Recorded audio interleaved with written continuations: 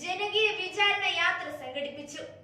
UDF-ൽ നിന്ന് മേയർ സ്ഥാനത്തേക്ക് മത്സരിക്കുന്ന KS ശബരിനാഥും തിരുമലയിൽ നിന്ന് UDF സ്ഥാനത്തേക്ക് മത്സരിക്കുന്ന മഞ്ജുള ദേവിയും മറ്റ് നിരവധി നേതാക്കളുടെ സാന്നിധ്യത്തിലായിരുന്നു യാത്രയുടെ ഉദ്ഘാടനം നടന്നത്. പ്രതിപക്ഷ നേതാവ് VD സതീശനാണ് ഉദ്ഘാടനം ചെയ്തത്. 9 ദിവസം നീണ്ടു നിൽക്കുന്ന ഈ യാത്ര 101 വാർഡുകളിലേക്കാണ് പോകുന്നത്. ഇത്തവണ ജനങ്ങൾ തങ്ങളെ കൈവിടില്ല എന്നും അടുത്ത ഭരണം തങ്ങൾക്ക് ഉറപ്പാണെന്ന ശുഭപ്രതീക്ഷയോടെയാണ് UDF ഈ പ്രചാരണ യാത്ര നടത്തുന്നത്.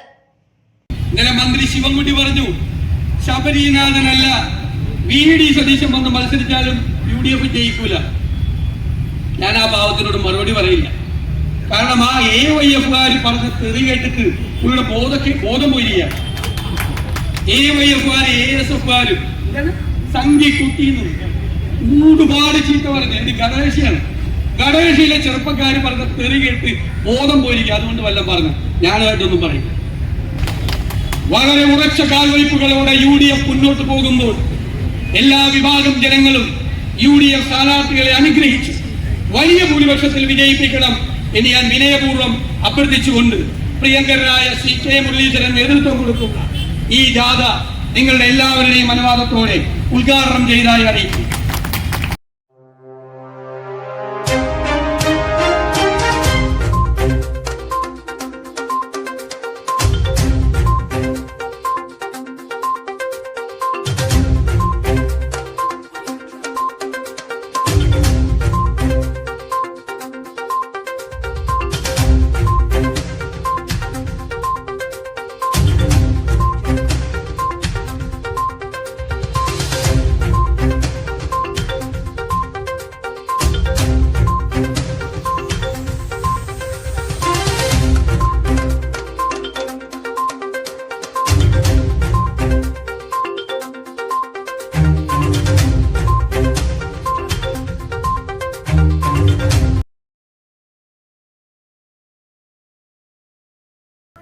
നിങ്ങളിപ്പോ ചില തട്ടിക്കൂട്ട് പരിപാടികളാണ്. ചില പെട്ടി വാങ്ങി വീട്ടിന്റെ വടക്കുവശത്ത് കൊണ്ടുവച്ച് നഗരം മുഴുവൻ ദുർഗന്ധപൂരിതമാണ്.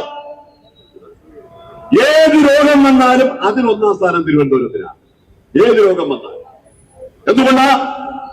പകർച്ചവ്യാധികൾ പടർന്നു പിടിക്കുന്ന ഏറ്റവും കൂടുതൽ പടർന്നു പിടിക്കുന്ന നഗരമായി തിരുവനന്തപുരം മാറിയിരിക്കുകയാണ്. അവസാനം മസ്തിഷ്ക ജ്വരം വന്നു, അതും തിരുവനന്തപുരത്താണ്. വലിയശാലയിൽ ഒരു കുട്ടി മരിച്ചു, മറ്റൊരു വീട്ടമ്മ മരിച്ചു.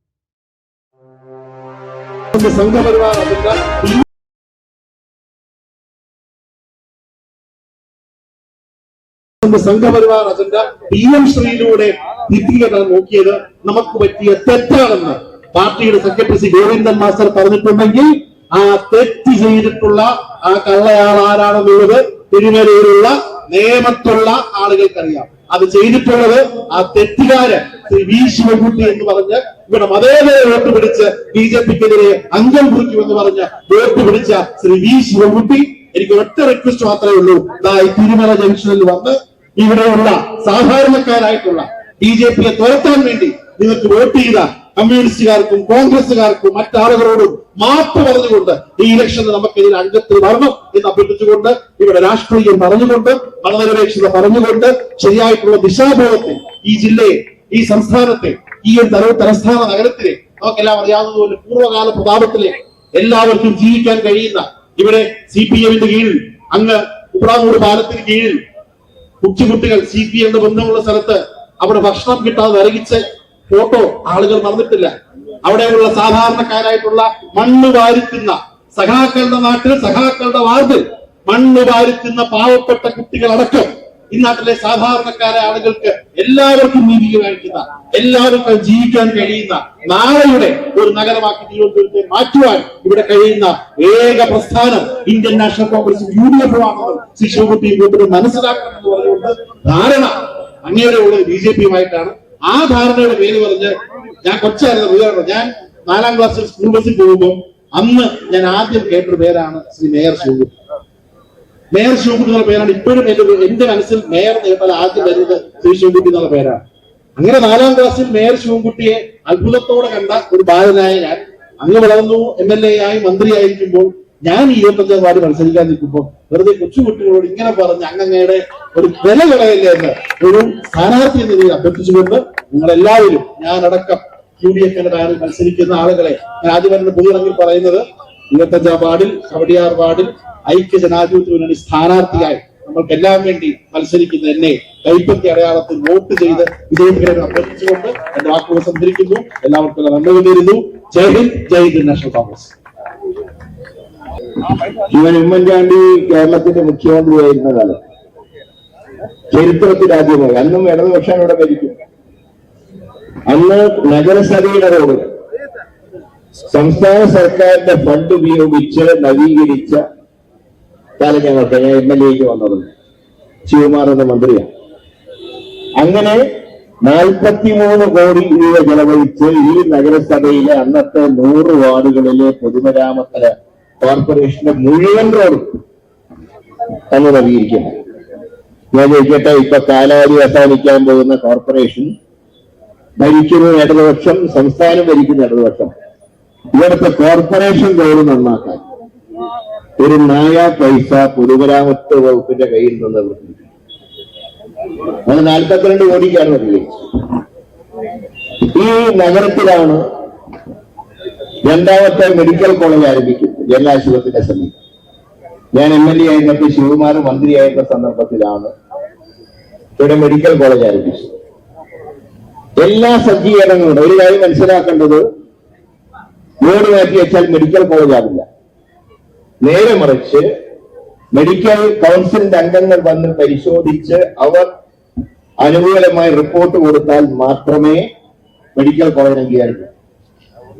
ഇപ്പൊ LDF-ന്റെ കാലത്ത് തുടങ്ങി എന്ന് പറയുന്ന മാനന്തവാടി മെഡിക്കൽ കോളേജിന് കഴിഞ്ഞ 2 മാസം മുമ്പാണ് 50 സീറ്റിന്റെ സാങ്ഷൻ. ആ 50 സീറ്റ്, അതേസമയത്ത് ഇവിടെ 100 സീറ്റാണ് അന്ന് സാങ്ഷൻ കിട്ടിയത്. ആ മെഡിക്കൽ കോളേജ് മെഡിക്കൽ കൗൺസിൽ എന്ന അംഗീകാരം തന്നെ 100 സീറ്റ് സാങ്ഷനായ മെഡിക്കൽ കോളേജ് എന്തിനില്ല? സംസ്ഥാനം ഭരിക്കുന്ന ഇടതുപക്ഷം, കോർപ്പറേഷൻ ഭരിക്കുന്ന ഇടതുപക്ഷം. ഇന്ന് സത്യത്തിൽ 1000 കുട്ടികൾ പഠിച്ചിറങ്ങേണ്ട കാര്യം അത് കൂട്ടി. ഇപ്പോഴത്തെ കേന്ദ്ര ആരോഗ്യമന്ത്രി JP നഡ്ഡ അദ്ദേഹം തന്നെയായിരുന്നു 1ാം മോഡി സർക്കാരിലും ആരോഗ്യമന്ത്രി. കേരളത്തിലെ കുറച്ച് MPമാർ അദ്ദേഹത്തിനെ കാണാൻ ചെയ്തപ്പോൾ അദ്ദേഹം പറഞ്ഞെന്താ അറിയോ? ഇന്ത്യയിൽ പല ഭാഗത്തുനിന്നും മുഖ്യമന്ത്രിമാർ എന്നെ കാണാൻ വന്നു. അവരെന്നോട് പറഞ്ഞു, ഞങ്ങൾക്ക് ഞങ്ങളുടെ സംസ്ഥാനത്ത് കൂടുതൽ മെഡിക്കൽ കോളേജ് വേണം. ഒരു മുഖ്യമന്ത്രി